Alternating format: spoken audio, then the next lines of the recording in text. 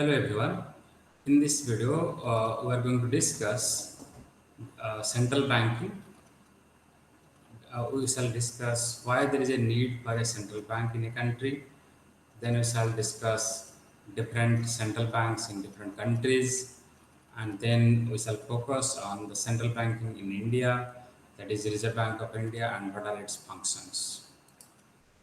So we are going to discuss all these points that I told: need of a central bank, and then central banks in India and abroad, functions of a central bank in India, and that is the Reserve Bank of India. Now coming to the needs of a central bank, now in a financial system to have trust, we need a good regulator. Imagine if there are so many banks and then people do not trust on the banks, then nobody will put their money in the bank. Similarly, now we are putting on money in share market. Now, if the share markets will cheat people, then people will not go to the share market. So it is very much important to have trust in the financial system, and that's there is a need for a regulator. And similarly, for economic and financial stability, we need a central bank that will regulate all these things. And to have better coordination among different banking structures or different financial system, we need a regulator. And to have efficiency in the banking system or the entire financial system, we also need a regulator. When we say efficiency, basically the services in the banks or in the financial system should be available at the least cost, but they should be able to make profit. So these are the points which provide the rationale for having a central bank in a country. Now, if you come when you discuss the central banks of different countries, in India it is called Reserve Bank of India. Then in USA it is called Federal Reserve. In UK this is known as Bank of England. Then in Switzerland this is known as Swiss National Bank. In Bangladesh it is known as Central Bank of Bangladesh. In Pakistan it is known as State Bank of Pakistan. In Sweden this is Riksbank. In fact, the Riksbank gives the Nobel Prize in economics in the memory of Alfred Nobel. And in Sri Lanka, it is the Central Bank of Sri Lanka. In China, it is People's Bank of China. So these are the central banks of different countries. Now, coming to the brief history of Reserve Bank of India, the Reserve Bank of India was set up during the British rule that means before 1947. The Reserve Bank was already set up, and this was set up based on the recommendation of the Hilton Young Commission. And so the Reserve Bank of India Act came in 1934, and it basically provides the legal basis for the establishment of the Reserve Bank. And from 1st April 1935, the Reserve Bank of India started functioning.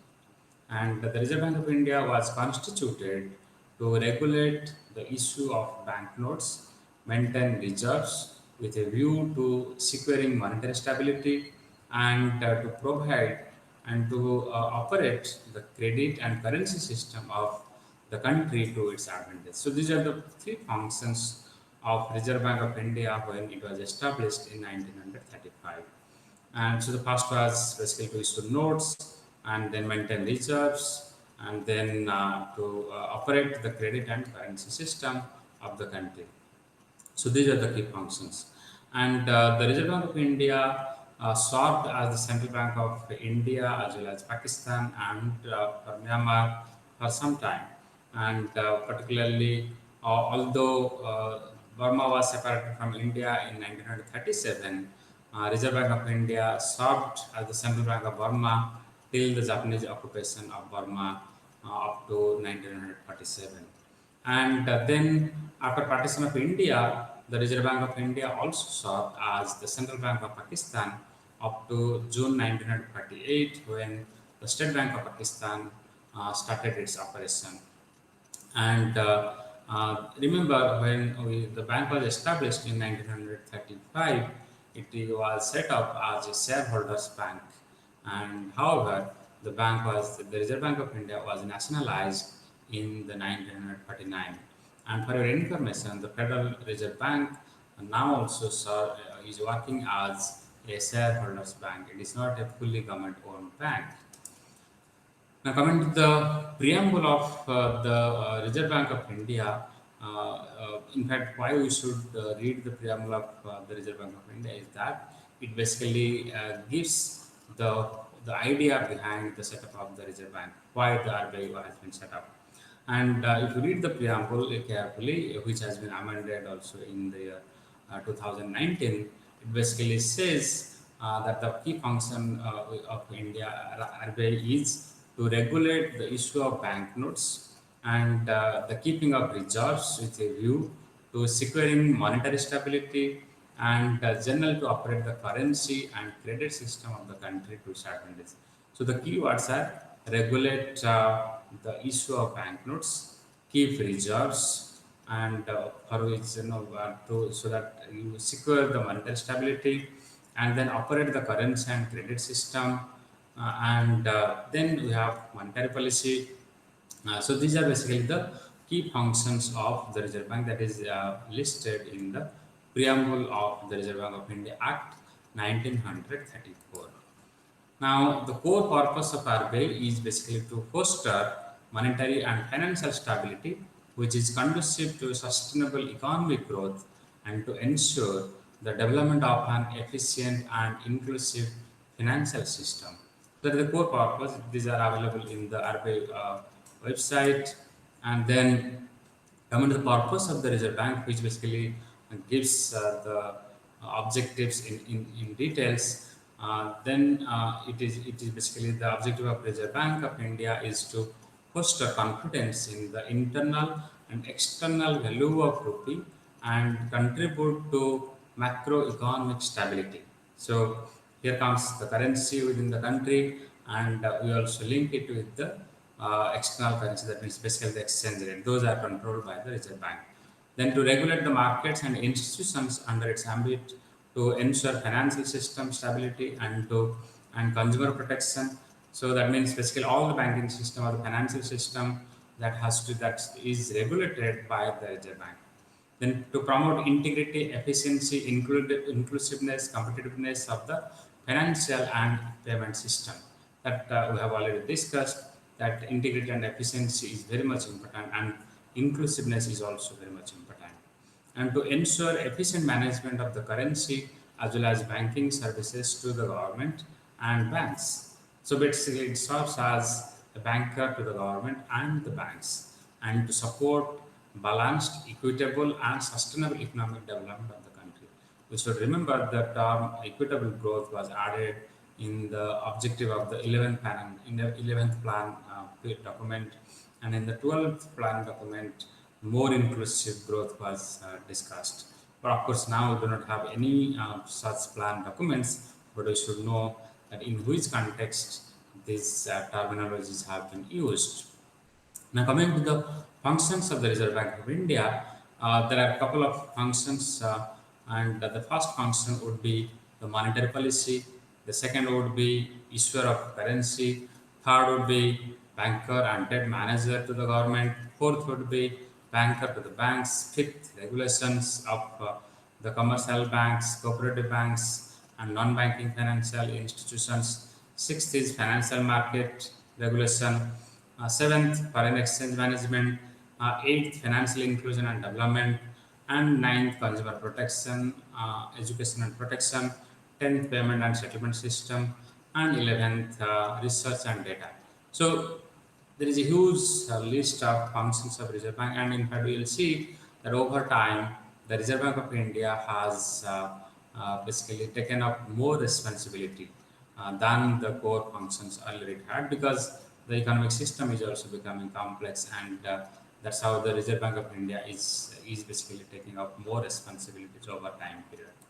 Now, coming to the monetary policy, which is the first and core function of the Reserve Bank of India, that is basically if you look at the monetary policy, then the objective of monetary policy is to maintain price stability while keeping in mind the objective of growth. I remember in the past, RBI had basically three objectives. The objective of monetary policy were threefold. One was stability of price, stability of output, and stability of employment. But now the Reserve Bank of India has been given a single mandate to control the price. Of course, they have to keep in mind the objective of growth, but their core function is price stability. And price stability is a necessary precondition to the sustainable growth. And for achieving this price stability, now the Reserve Bank governor is not alone in charge.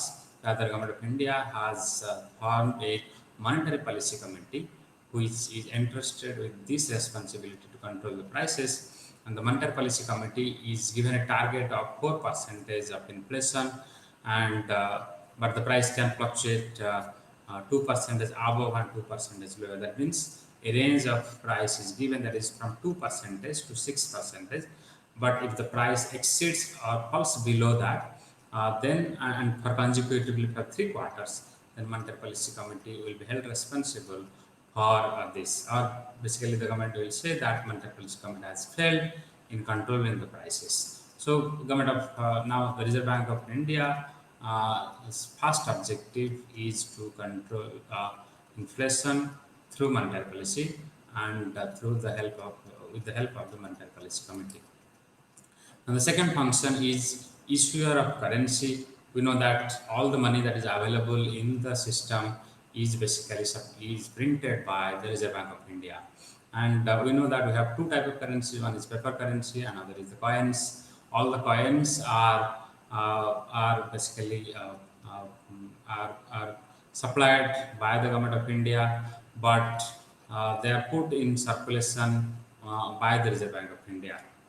So, along with the Government of India, the Reserve Bank of India is responsible for the design, production, and overall management of the nation's currency, and with the goal of ensuring an adequate supply of clean and genuine money. So, the fake currency has to be controlled. That is also the responsibility of the Reserve Bank of India. So that from time to time it comes up with different safety features, and that is the function of the government of the Reserve Bank. Now, the Government of India is issuing the authority, of coins and supplies coins to the Reserve Bank on demand, and the Reserve Bank of India puts these coins into circulation on behalf of the central government. And in consultation with the Government of India, the Reserve Bank work towards maintaining the confidence in the currency by constantly endeavoring to enhance the integrity of banknotes through new designs and security features. So that is second function, that is issuer of currency. And the third function is that Reserve Bank of India acts as the banker and debt manager to the government. And so basically it acts as the banker to the central government as well as the state governments. And that was the primary objective when the RBI Act 1934 was enacted. It basically said that the central government will entrust the Reserve Bank of India with all its money, remittance, exchange, and banking transaction in India, and the management of its public debt. And the Reserve Bank of India may also, by agreement, act as the banker and debt manager to the state governments. The Government of India and state governments can also deposit its cash balances with the Reserve Bank. And currently, the Reserve Bank of India acts as the banker to all the state governments, including Union Territory of Puducherry, except Sikkim. Sikkim basically uses its own State Bank of Sikkim for regular transactions, and however, for Sikkim it has limited agreement for management of its public debt. And earlier also Jammu Kashmir had its own bank, Jammu Kashmir Bank, but then now Jammu Kashmir has become two union territories, and that's how we have now that is coming under the government of the Reserve Bank of India domain. Now again, it receives and pays money on behalf of the various government departments. It floats loans and manages them on behalf of the government. It provides wage and means advance, which is basically a short-term interest-bearing advance to the government to meet temporary mismatches in their receipts and payments. It also arranges for investment of cash surplus, and it also advises the government whenever there is a need. And the central government and state governments may also make rules for this. So it also works as basically the banking function of the governments are carried out by the public account department, and it has about offices and sub offices in 29 different locations. And the Reserve Bank of India appoints other banks also to act as its agent for undertaking the banking business on behalf of the governments. And the Reserve Bank of India pays agency bank charges to the banks for undertaking the government business on its behalf. And as of now, management of public debt, including flotation of new loans, is done by the Internal Debt Management Department at the Central Office and Public Debt Office at office or branches of the Reserve Bank. And final compilation of government accounts of the center and state is done at Nagpur office of Reserve Bank, which has a central account section. So other than that, now the central bank or Reserve Bank of India also acts as a banker to the banks, and we know that banks are required to deposit some amount of money in the form of CRR and ISLR with the Reserve Bank. That is basically estimated as a percentage of their demand and time liabilities, and for settling interbank obligations. Such as clearing transaction of individual bank customers who have their accounts with different banks, or clearing money market transaction between two banks. So, for example, when we get a check from a different bank, we go to our bank branch, and then suppose we have an account in State Bank of India, but we have got a check from Canara Bank, then that kind of clearing happens through the Reserve Bank. So that money is transferred from Canara Bank to State Bank through the Reserve Bank branches. And for that, the Reserve Bank, all the commercial banks are required to put money with the Reserve Bank. So basically, the Reserve Bank works as a clearing house of all checks, and it facilitates a smooth interbank transfer of the funds. And this is performed through the deposit accounts department at the Reserve Bank of Bank's regional offices, and the Department of Government and Bank Accounts oversee this function and formulate policy and issue operational instruction to the Deposit Accounts Department. So basically, for all the commercial banks, the Reserve Bank functions as a lender of the last resort. Whenever there is a need, all the commercial banks can borrow from the Reserve Bank of India. And we know that the repo rate is basically for that, the rate at which the commercial banks can borrow from the Reserve Bank whenever there is a need. Similarly, we have marginal standing facility rate whenever there is immediate requirement for extra liquidity. Commercial banks can borrow from the Reserve Bank, and similarly, we have bank rates through which the commercial banks borrow from the Reserve Bank whenever there is a need. And but whenever there is also surplus money available with the banks, they can put all that money with the Reserve Bank. Then that is known as the reverse repo. So that's at the rate at which the surplus fund is parked with the Reserve Bank, and for which the Reserve Bank also gives rate of interest. Now, coming to the regulation function of the commercial bank, the Reserve Bank of India, or the central bank in a country, basically regulate the commercial banking, the cooperative banks, and the non-banking financial companies. Now, coming to the first one, that is commercial banking, it basically the mandate and goal of the RBI is to regulate. The regulation is aimed at protecting depositors' interest and orderly development and conduct of banking operations, and fostering of overall health of the banking system and financial stability. And if you look at the jurisdiction or perimeter, then it basically regulates the commercial banks, and then small finance banks, then payment banks, all India financial institutions, credit information companies, regional rural banks, and local area banks. And the tools used for regulations are basically statutory, prudential regulation, other regulatory guidelines, and moral suasion. So in between also the RBI governor through different seminars or periodic meetings, also try to morally persuade the commercial banks to fall in line with the Reserve Bank's guidelines. So through different tools, the Reserve Bank regulates the commercial banks functioning, and other than that, it also the Reserve Bank regulates the cooperative banking, and the objective of the cooperative banking is to ensure flow of credit to the agriculture sector, both short and long term, And we know that the cooperative banking system is a three-tier system. At the grassroots level, that is at village level, we have primary agriculture credit societies, and at district level, we have central cooperatives, and at state level, we have state cooperative banks. So the Reserve Bank of India regulates only the central cooperative banks and state cooperative banks, and the primary agriculture credit societies are outside the purview of the Banking Regulation Act 1949. So cooperative banks, only the central district level and state level cooperative banks are regulated by the Reserve Bank.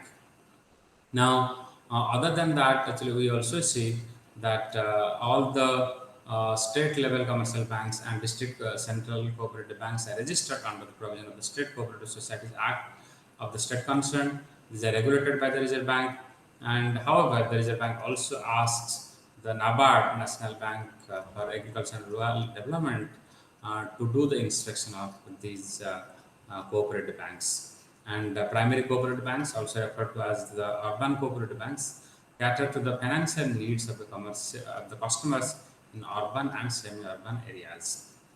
So there are also multi-state cooperative societies Act 2002. If the area of operation of bank extends beyond the boundaries of the state, those are also regulated by the Reserve Bank of India.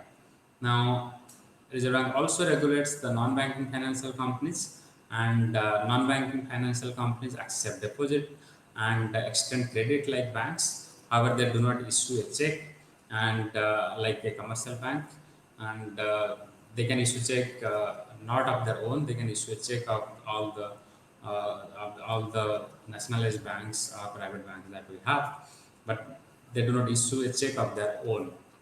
And they are also engaged in the investment business, and there are different type of non-banking financial companies like insurance, and then they are involved in chit fund, then Nidhi banking is basically a core business. Their core business is basically borrowing and lending money between their members, but commercial banks basically do borrowing and lending to the non-members. So any general public can put their money and get loan, but in Nidhi Bank only the members get the facility. And merchant banking, basically this is mostly in international, they are engaged mostly in international business of issue management, either by making arrangements regarding selling, buying, or subscribing the securities as manager. Also, NBFCs do stock broking and alternative investment, and all are not under the regulatory purview of the Reserve Bank. And at the end of the March 2017, there are about 11,522 non-banking financial companies. And if you see the share of non-banking financial companies in terms of the asset in the total financial sector, then it is 8.3%, which was in the 2016-17. Then we have the RBI also regulates the financial market, and within that we have interest rate markets. Then that includes government securities market and money market, the foreign exchange market, derivatives on interest rates, prices, repo, foreign exchange rates, credit derivatives, etc. These are all regulated by the Reserve Bank of India. And then it also regulates the foreign exchange management. And we know that before 1991, there was limited trade, so there was strict regulation over the trade and foreign, because you had limited foreign exchange, so there was huge control. And so the foreign exchange control was introduced in India under the Defense of India Act rules, Defense of India rules, on September 3, 1939 on a temporary basis.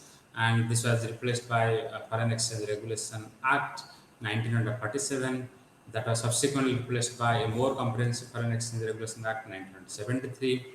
And similarly later on in 1991 we got, because in 1991 we adopted liberation policy, and that's how there was a lot of regulation, a lot of deregulation happened.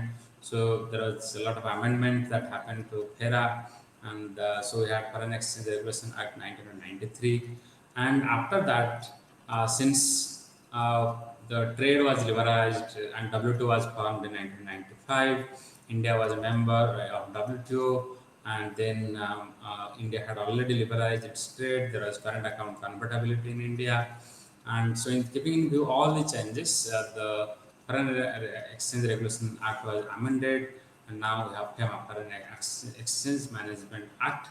And basically, the difference should be that FEMA is much more liberal in nature, because now many, since we have allowed the current account convertibility, now in certain sectors, current exchange can come in automatic route without much clearance. So that's why FEMA is a much liberal approach compared to the Foreign Exchange Regulatory Act.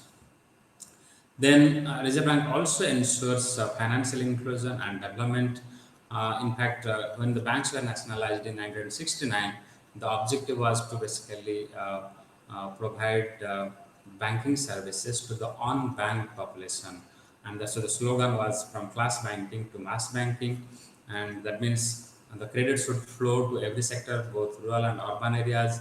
It should flow to agriculture, it should flow to small and modern micro, small, and middle enterprises. So, keeping in view that actually the banks were nationalized, however, many banks would not actually like to provide credit to such people.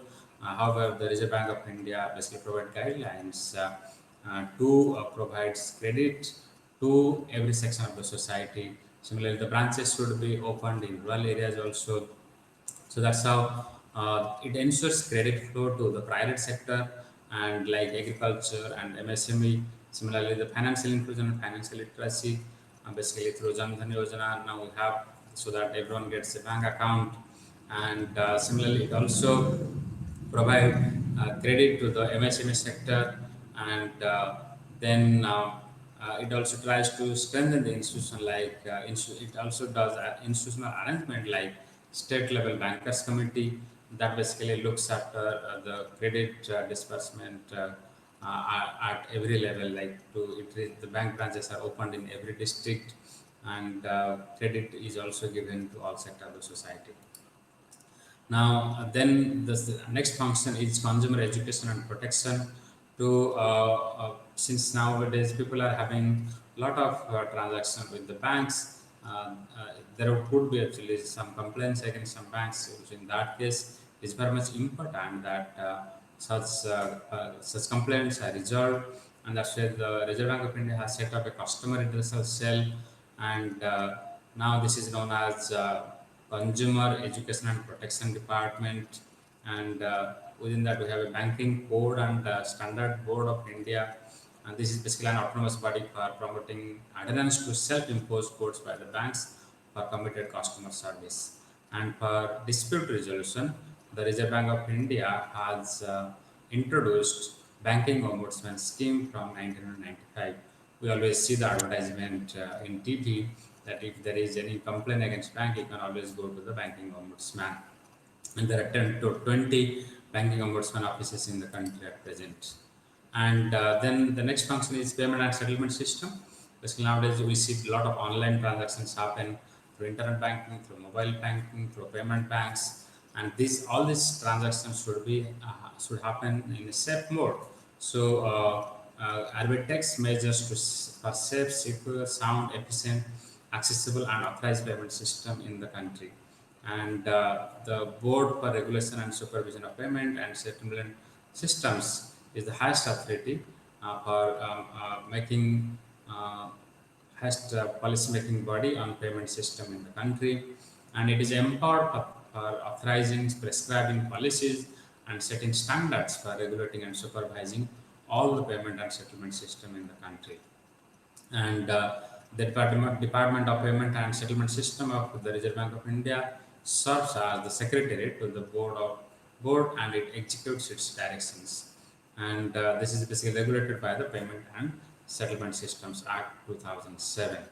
And then RBI is also doing a lot of research, and it provides a lot of data to the public for taking up research. And earlier, the Reserve Bank of India used to provide financial support to different institutions, academic institutions, to do research and support the Reserve Bank. But now the Reserve Bank of India has its own department to do independent research, because whenever a monetary policy is announced, it involves a lot of research work, and so it has strengthened its research wing. So we have economic department within RBI that basically carries out such research. So it provides reliable and data-driven information for policy and decision making, and it supplies accurate and timely data for academic research as well as to the general public.